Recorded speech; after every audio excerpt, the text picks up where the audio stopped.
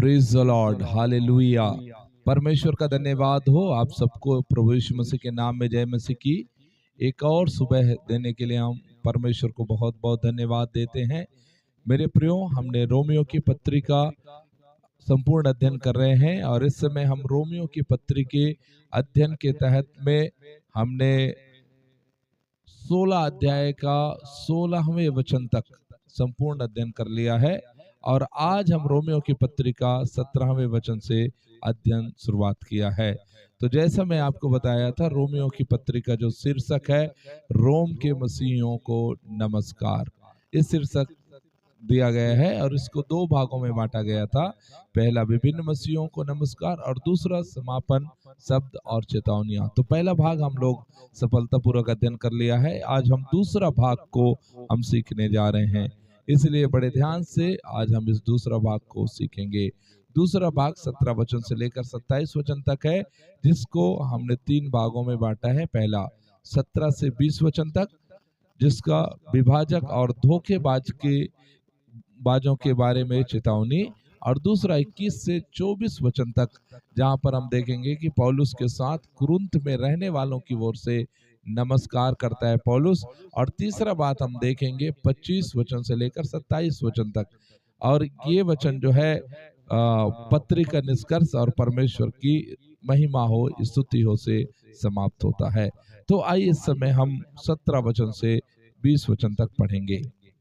अब हे भाइयों, मैं तुमसे विनती करता हूँ कि जो लोग उस शिक्षा के विपरीत जो तुमने पाई है फूट डालने और ठोकर खिलाने का कारण होते हैं, उन्हें ताड़ लिया करो और उनसे दूर रहो, क्योंकि ऐसे लोग हमारे प्रभु मसीह की नहीं परंतु अपने पेट की सेवा करते हैं और चिकनी चुपड़ी बातों से सीधे साधे मन के लोगों को बहका देते हैं। तुम्हारे आज्ञा मानने की चर्चा सब लोगों में फैल गई है, इसलिए मैं तुम्हारे विषय में आनंद करता हूँ। परंतु मैं यह चाहता हूँ कि तुम भलाई के लिए बुद्धिमान परंतु बुराई के लिए भोले बने रहो। शांति का परमेश्वर शैतान को तुम्हारे पांव से शीघ्र कुचलवा देगा। Okay, praise the Lord, hallelujah. परमेश्वर का बहुत बहुत धन्यवाद हो। हम यहाँ पर इस बात को देख सकते हैं कि 17 से 20 वचन में विभाजक और धोखेबाजों के बारे में चेतावनी के विषय में प्रेरित पौलुस बात कर रहे हैं। तो यहाँ पर हम देख रहे हैं कि जो लोग उस शिक्षा के विपरीत जो तुमने पाई है फूट डालने और ठोकर खिलाने का कारण होते हैं, उनसे सावधान रहो और उनसे दूर रहो।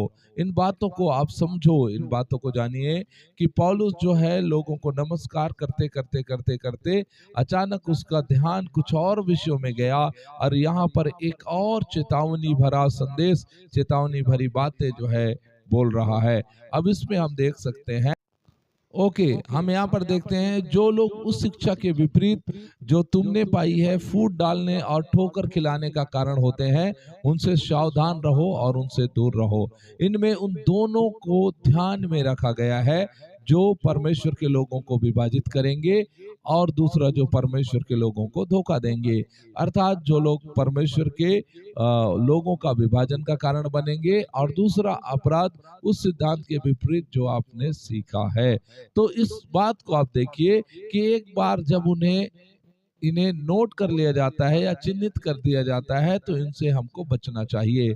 आज हम देखते हैं कलीसियाओं में ऐसे बहुत सारे लोग हैं जो इस तरह से घूम रहे हैं या इस तरह से कर रहे हैं, जो कलीसियाओं को बिगाड़ने का, कलीसियाओं में फूट डालने का काम कर रहे हैं। और ये एक शैतान का नीति है, शैतान का योजना है, ताकि कलीसिया मजबूत ना हो सके या कलीसिया के लोग उद्धार पाकर परमेश्वर के राज्य में शामिल ना हो सके। इसलिए इस तरह से कार्य हो रहा है। तो आपको और मुझे आज इन कार्यों से बचने के लिए अपने आप को पूरी रीति से तैयार करना चाहिए। अब हम यहाँ पर देखते हैं कि चर्च के लिए, परमेश्वर के उद्देश्य के लिए यह आवश्यक है कि एकता के बिना सत्य अहंकार की ओर ले जाता है और सत्य के बिना एकता सच्चे सुसमाचार से विमुख हो जाती है। इनमें से प्रत्येक से सावधान रहना चाहिए। तो चर्च में यूनिटी कितना जरूरी है, एकता कितना जरूरी है। और आपको मालूम है, यीशु मसीह इस एकता के विषय में प्रार्थना भी किया, बोला जैसे मैं और पिता एक हैं वैसे ये सब लोग भी एक हो जाएं। तो प्रभु यीशु मसीह चाह रहा है कि लोग एक हो जाएं। प्रभु यीशु मसीह चाहता है कि विश्वासी एक हो जाएं। इसलिए इस एकता को तोड़ने के लिए, एकता को तोड़ने के लिए कितना ज्यादा शैतान प्रयासरत है, आपको और मुझे समझना चाहिए। तो यहाँ पर पौलुस कहते हैं, मैं आपसे आग्रह करता हूँ भाइयों, मतलब वो हमसे निवेदन करता है, हमसे विनती करता है। तो इस लहजा में यहाँ पर बताता है कि पौलुस के लिए कितना महत्वपूर्ण था। ये अच्छी तरह से हो सकता है कि पौलुस ने कलम ली और इन शब्दों को खुद लिख लिया। सोचो, हो सकता है वो खुद लिख लिया। यह बहुत संभव है कि पौलुस ने इन शब्दों को लिखा, फिर पेन को पोस्टिक्रिप्ट के लिए या टेटियस को वापस दे दिया, अर्थात जो व्यक्ति जो लिख रहा था उसको वापस दे दिया। इस पत्र के अंत में कुछ असामान्य हुआ और यह इसकी एक बहुत ही संभावित समझ है। अर्थात जब वो नमस्कार नमस्कार नमस्कार करते करते करते करते जा रहा था, तो आपको मालूम है कि अचानक वो नमस्कार उसके जो है एक अलग बातों की ओर चला गया और वो लोगों को इस बात को सिखाने लगा कि किस तरह से उन्हें जीवन जीना चाहिए, किस तरह से उन्हें ऐसे लोगों से सावधान रहना चाहिए जो लोग कलीसिया को तोड़ने का, कलीसिया को बर्बाद करने का काम करते हैं। अब अगला बात हम सीखेंगे कि पौलुस यहाँ पर कुछ बातें सिखाता है कि जैसे पागल कुत्ते हैं उनको मार दिया जाता है, या फिर संक्रामक रोगों को अलग रखा जाता है। जैसे आपको मालूम है अभी कोविड-19 आया तो जो लोग संक्रमित थे उनको अलग किया जाता था, लेकिन दुष्ट शिक्षक जो मसीह और उसके प्रेरित के सिद्धांत के विपरीत शिक्षा देकर लोगों को विभाजित करके उन्हें नष्ट करना चाहते थे और संतों को दूर करना चाहते थे, उन्हें हर जगह बर्दाश्त किया जाता है। अर्थात पौलुस कहता है ऐसे लोगों को तो अलग रखना चाहिए, ऐसे लोगों को सेपरेट करना चाहिए, लेकिन ये लोगों को जो है हर जगह बर्दाश्त किया जाता है। इसलिए पौलुस कहता है उन लोगों को दूर रखो। क्यों दूर रखना चाहिए? क्योंकि आगे पौलुस कहता है क्योंकि ऐसे लोग हमारे प्रभु यीशु मसीह की नहीं परंतु अपनी पेट की सेवा करते हैं और चिकनी चुपड़ी बातों से सीधे साधे मन के लोगों को बहका देते हैं। चेतावनी इसलिए जरूरी है क्योंकि ये लोग फूट डालने का काम करते हैं, विभाजक लोग हैं, धोखेबाज लोग हैं, तो खुद को जाहिर नहीं करते बल्कि बहुत ज्यादा प्रेम से चिकनी चुपड़ी बातें और चापलूसी भरी बातें कहते हैं और हमेशा सीधे साधे लोगों को निशाना बनाते हैं। आमतौर पर वे जो विश्वास में युवा होते हैं, जवान लोगों को भी ये लोग बहुत टारगेट बनाते हैं। इसलिए इस बात को आगे हम और समझ सकते हैं कि यह दर्शाता है कि जो फूट डालने वाला है और धोखा देने वाला है हर किसी को प्रभावित नहीं करते। हमें तब तक इंतजार नहीं करना चाहिए जब तक कि हर कोई बिखर ना जाए या धोखा ना खा जाए, जब तक कि हम विभाजक और धोखेबाज से चिंतित ना हो, क्योंकि ऐसे लोग हमारे मसीह यीशु की नहीं परंतु अपनी पेट की सेवा करते हैं। ध्यान दीजिए यहाँ पर लिखा है अपने पेट की सेवा करते हैं, अर्थात जो फूट डालने वाले धोखेबाज लोग कभी भी अपने आप को स्वार्थी नहीं दिखाते परंतु वो लोग स्वार्थी रहते हैं। आमतौर पर वे खुद को एक महान उद्देश्य के लिए महान योद्धा के रूप में दिखाते हैं, फिर भी वे बाहर से चाहे जैसे भी दिखे उनके इरादे मूलतः स्वार्थी और शारीरिक होते हैं। वो लोग स्वार्थी लोग हैं और वो लोग अपने ही भलाई के लिए बातों को सोचते हैं। इसलिए पौलुस इन बातों को और बहुत रोमियो के लोगों को सिखाना चाहता है, क्योंकि रोमियो के लोगों की विश्वास की चर्चा जो है पूरे जगत में हो रही है। आगे हम देखते हैं तो कहता है तुम्हारे आज्ञा मानने की चर्चा सब लोगों में फैल गई। मतलब अधिक से अधिक लोग इस बात को जान चुके हैं कि रोम के लोग आज्ञाकारी हो चुके हैं, विश्वास में चलने वाले हो चुके हैं, विश्वास में मानने वाले हो चुके हैं। अब इसका मतलब यह नहीं कि जब तक विभाजक और धोखेबाजों की आती थी तो ऐसा नहीं है कि रोमियो को एक बुरी स्थिति को सुधारना है। वे पहले से इन स्थितियों को अच्छी तरह निपट रहे हैं और पौलुस इनके बारे में खुश है, फिर भी उन्हें उन फूट डालने वाले और धोखा देने वाले लोगों के खिलाफ उन्हें सतर्क रहना चाहिए करके पौलुस उन्हें सिखा रहा है। आगे आप देखेंगे तो आपको पता चलेगा, पौलुस कहते हैं परंतु मैं यह चाहता हूं कि तुम भलाई के लिए बुद्धिमान परंतु बुराई के लिए भोले बने रहो। अब यहाँ पर आप देखना, ये जो फूट डालने वाले और धोखेबाज के खिलाफ से सबसे अच्छा बचाव या उपाय है वो ये है कि बुराई जानने की तुलना में अच्छाई जानना कहीं अधिक उपयोगी है। नकली के बजाय असली के बारे में जानना कहीं ज्यादा जरूरी है। इसलिए आप अच्छाइयों को जानो, भलाई के लिए बुद्धिमान बने रहो परंतु बुराई के लिए भोले बन जाओ। हमको बिल्कुल नहीं मालूम है और ऐसा बनते हुए हम उनसे अपने आप को बचा सकते हैं। जब हम ऐसा अपने आप को करेंगे तो आगे पौलुस कहता है तब शांति का परमेश्वर शैतान को तुम्हारे पांव के नीचे शीघ्र कुचलवा देगा। हाँ, जब आप उन बातों को सीख जाएंगे तो एक समय आएगा कि जब परमेश्वर उस शैतान को हमारे पांव के नीचे कुचलवा देगा।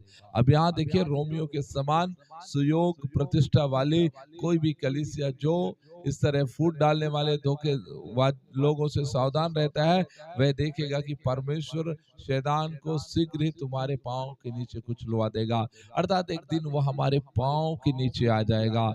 हम देखते हैं कि परमेश्वर कुचलता है परंतु शैतान विश्वासियों के पैरों के नीचे आ जाता है। हाँ, शैतान हमारे पांव के नीचे है। इस बात को हम लोग देख सकते हैं जब आप प्रकाशित वाक्य किताब 20 अध्याय उसके 1 से 3 वचन तक पढ़ेंगे तो आपको पता चलेगा बेशक यह तब तक नहीं होगा जब तक शैतान को बांधकर अथाह गड्ढे में नहीं डाल दिया जाता, लेकिन अभी परमेश्वर द्वारा हमारे लिए जीती गई हर जीत उस घटना का एक पूर्वालोकन है। अर्थात वो जो घटना है उसका एक पूर्वालोकन है और परमेश्वर एक दिन वो शैतान को हमारे पांव के नीचे कुचलवा देगा। तो इस तरह हम लोग इस बात को सीख रहे हैं। अब मेरे प्रियो, यहाँ से एक बात आप भी सीख जाइए कि आपको भी क्या करना है, अपने आप में इस बात के लिए पूरी रीति से सचेत रहना है। आपको पूरी रीति से तैयार रहना है। आपको इस बात को लेकर के अपने जीवन में पूरी रीति से आप ऐसा तैयार रहें कि शैतान बिल्कुल आपको कुछ भी नहीं कर पाएगा। और ये जो झूठे शिक्षक लोग हैं, झूठे प्रचारक लोग हैं, झूठे नबी लोग हैं, ऐसे से अपने आप को दूर बचाते हुए बहुत बुद्धिमानी के साथ उनके साथ बर्ताव करना है, उनसे दूर रहना है। और यदि हम यूहन्ना की पत्री में देखें तो यूहन्ना तो कहता है कि ऐसे लोगों को ना तो घर में बुलाओ और ना तो नमस्कार करो, क्योंकि ऐसे लोग मसीह यीशु की नहीं परंतु अपने पेट की सेवा करते हैं, फूट डालने का काम करते हैं। ओके, हम आगे 21 वचन से लेकर 24 वचन तक पढ़ेंगे। मेरे सहकर्मी तिमुथियुस का और मेरे कुटुंबियों लूकियुस और यासोन और सोसिपत्रुस का तुमको नमस्कार। मुझ पत्री लिखने वाले तिर्तियुस का प्रभु में तुमको नमस्कार। गायुस जो मेरी और कलीसिया की पहुनाई करने वाला है उसका तुम्हें नमस्कार। इरास्तुस जो नगर का भंडारी है और भाई क्वार्तुस का तुमको नमस्कार। ओ हालेलुया। अब यहाँ पर हम देख रहे हैं कि पौलुस जो है कुरिन्थ में, पौलुस के साथ जो कुरिन्थ में रहने वाले लोग थे उन लोगों को नमस्कार भेज रहा है।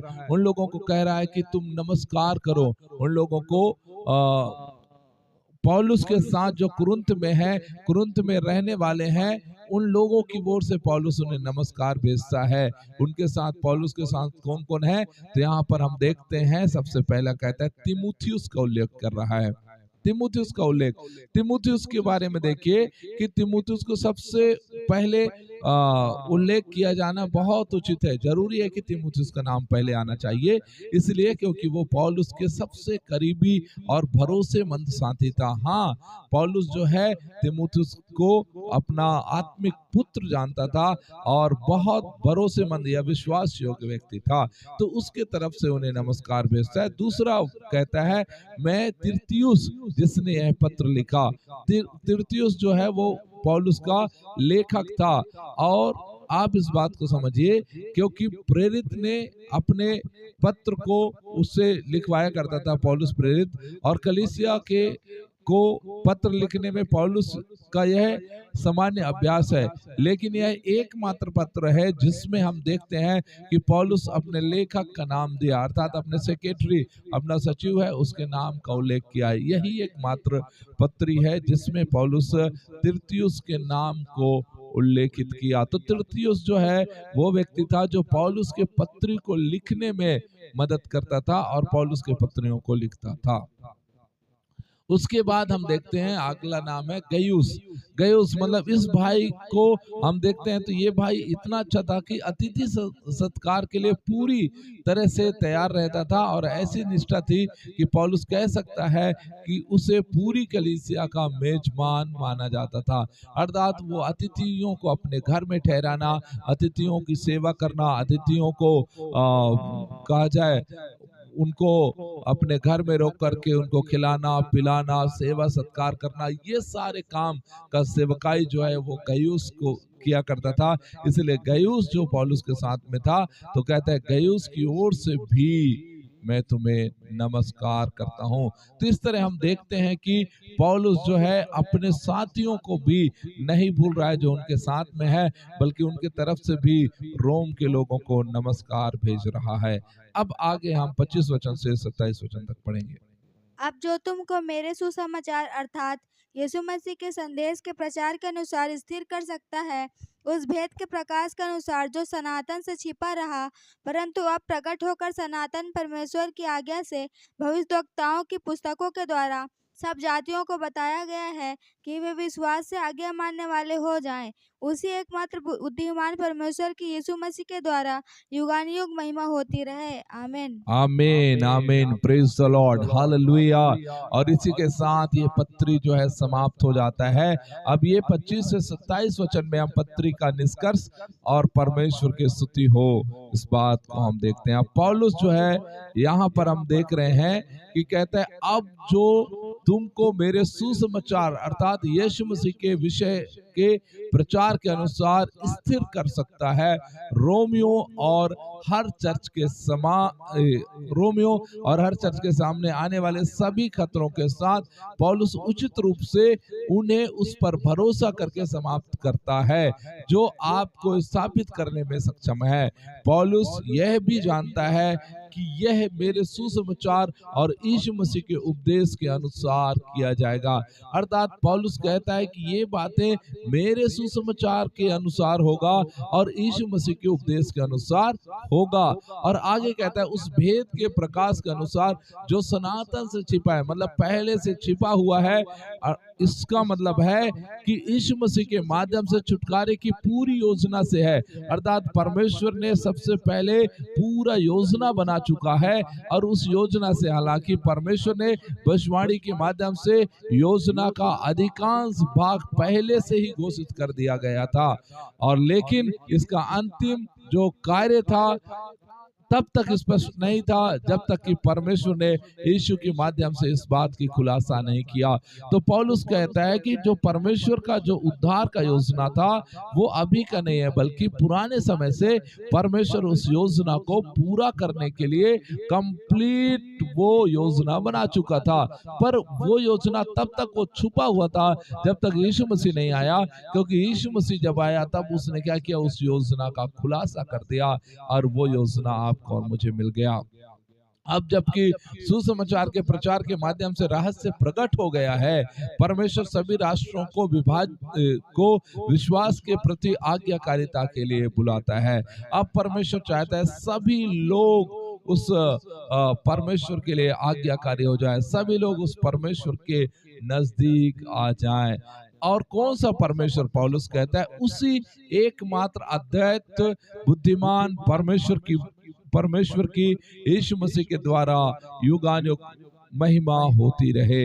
आमीन। तो यहाँ पर उसी परमेश्वर, एकमात्र बुद्धिमान परमेश्वर अद्वैत परमेश्वर यीशु मसीह है, जिसके नजदीक में आपको और मुझे आना है। अब इस निष्कर्ष में पौलुस सुसमाचार में परमेश्वर की योजना की बुद्धि पर विचार करता है और इस तथ्य पर कि ऐसी बुद्धि मनुष्य से परे है। परमेश्वर के पास एक योजना थी जिसे कोई मनुष्य नहीं बना सकता था, लेकिन योजना की बुद्धि और महिमा स्पष्ट है। आगे हम देख सकते हैं, अगर रोमियो की पुस्तक में शुरू से लेकर आखिरी तक कुछ भी समझाया गया है तो वो है परमेश्वर की इस योजना की महानता और महिमा है, जिसे पौलुस ने सुसमाचार के रूप में प्रचारित किया। एक अच्छी खबर के रूप में, एक सुसमाचार के रूप में यह पूरी तरह से उचित है कि पौलुस इस पत्र का समापन ऐसे सुसमाचार के परमेश्वर की स्तुति करते हुए करता है। पौलुस ने जो सुसमाचार प्रचार किया वह उस परमेश्वर को प्रस्तुत करता है जिसने यीशु मसीह के व्यक्तित्व और कार्य के माध्यम से स्वयं को महिमा देने का चुनाव किया और जो हमेशा के लिए स्वयं को महिमा देगा। आमीन। सो परमेश्वर को बहुत बहुत धन्यवाद हो मेरे प्रियो। आज हमने रोमियो की पत्री के 16वें अध्याय तक हम कंप्लीट स्टडी कर चुके हैं, अध्ययन कर चुके हैं और आज हम पूरी रीति से इस पत्री को पढ़ चुके हैं। इसलिए ध्यान दीजिए, इसमें कुल 48 मतलब 48 पार्ट है और मैं चाहता हूं आप उन सारे पार्ट को देखिए और सीखिए और सीख करके आप परमेश्वर के द्वारा आशीष को प्राप्त करिए, अनुग्रह को प्राप्त करिए। जो भाई और बहन लोगों ने इस पत्री को पढ़ने के लिए और इस पत्री का अध्ययन करने के लिए मेरे साथ बने रहे, उन सबों को मैं बहुत बहुत धन्यवाद देता हूं कि आप लोगों ने इस पत्री को सीखने के लिए अपने अंदर में एक पैशन रखा और आपने इस पत्र को सीखने के लिए दुख उठाया और आपने बहुत व्यस्त होने के बाद भी इस पत्र को सही रीति से सीखा। सो प्रभु को बहुत महिमा मिले। मैं चाहता हूं इन पत्रियों को जो भाग हैं इनको चाहिए कि और भी आप लोगों को शेयर करिए जो विश्वासी भाई बहन लोग हैं, ताकि वो लोग और भी सीखें और आशीष को प्राप्त करें। तो इस तरह आज हमारा पत्री रोमियो का पत्री समाप्त हो गया। परमेश्वर को बहुत धन्यवाद हो और आप सबको जय मसीह की। प्रभु आपको आशीष दे।